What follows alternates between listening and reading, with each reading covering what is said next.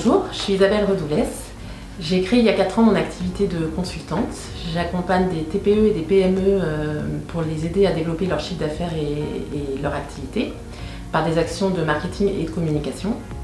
Je travaille principalement avec des entreprises du secteur de l'agroalimentaire ou également de la gastronomie et des métiers de bouche. Mes prestations sont orientées vers de la formation, du conseil et la mise en œuvre des opérations qu'on définit ensemble. Comme je suis passionnée de cuisine, j'ai aussi créé un blog de cuisine qui s'appelle mesdelices.fr où je partage des recettes de tous les jours, donc le blog va bientôt fêter ses 5 ans. Et au-delà des recettes de cuisine, j'aime aussi partager ma passion pour ces métiers de la gastronomie. À un moment donné de ma vie, après 20 ans de vie professionnelle, je me suis retrouvée en situation de transition professionnelle, comme beaucoup d'entre nous. Il fallait donc que je fasse des choix, que je trouve dans quelle direction j'allais. Donc j'ai eu le besoin de me poser et de me demander quel équilibre je voulais donner entre ma vie perso et pro. J'en avais assez de subir le rythme métro boulot dodo qu'on est nombreux et nombreuses à subir, à la fois en tant que mère, en tant que femme et en tant que professionnelle. Et côté pro, j'avais plus envie de travailler pour une entreprise. Pour moi, ce qui était important, c'est travailler pour un client. Donc j'ai toujours été dans la prestation de service. Alors, être à son compte, c'est pour moi le fait de pouvoir faire ses propres choix. Donc c'est à la fois choisir son rythme de travail, mais aussi son secteur d'activité et son métier. C'est aussi choisir ses clients. Donc il y a une forme de liberté derrière tout ça.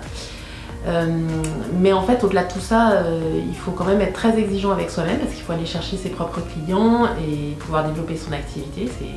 Personne ne va trouver les clients pour moi, donc il faut y aller. Et en même temps, savoir lâcher prise pour ne pas être sous pression 24/24. Donc c'est un travail d'équilibre en permanence entre tout ça. Alors, le challenge pour moi, ça a été de surmonter mes doutes et les peurs. Donc c'est toutes les questions qu'on peut se poser. Est-ce que je vais être crédible? Est-ce que je vais être assez compétent? Est-ce que je vais arriver à trouver des clients? Donc c'est un petit peu ce fameux syndrome de l'imposteur qu'on a beaucoup au démarrage. Qui nous lâche jamais vraiment, hein, mais qui fonctionne en fonction des échecs et des réussites qu'on rencontre dans sa vie d'entrepreneur. Voilà.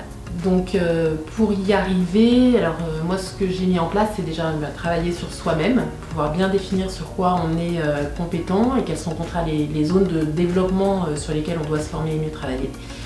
Ce qui est important aussi, c'est de croire soi-même dans l'offre qu'on veut vendre, dans le produit qu'on vend, parce que si on n'y croit pas, on n'arrivera pas à convaincre le client. Le deuxième point, c'est aussi d'aller tester très rapidement auprès de son marché donc l'offre qu'on a définie ou le produit qu'on a à vendre, aller le confronter à quelques clients et puis inévitablement au début c'est pas parfait, donc c'est pas grave, on apprend en faisant. Voilà. Donc c'est toujours expérimenter, réajuster jusqu'à avoir la bonne prestation. Alors la pépinière, ça évoque le mot réseau pour moi.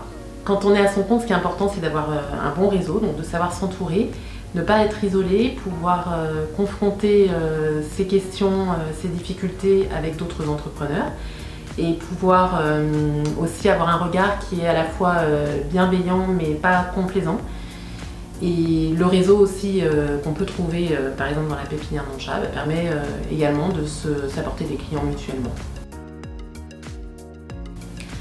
Mon dernier conseil, ce serait de vous dire de trouver ce qui vous anime et d'organiser, de créer votre activité sur quelque chose qui est plutôt en lien avec votre intérêt, votre passion ou des activités qui vous font plus vibrer que d'autres. Voilà, trouvez ce qui vous ressemble.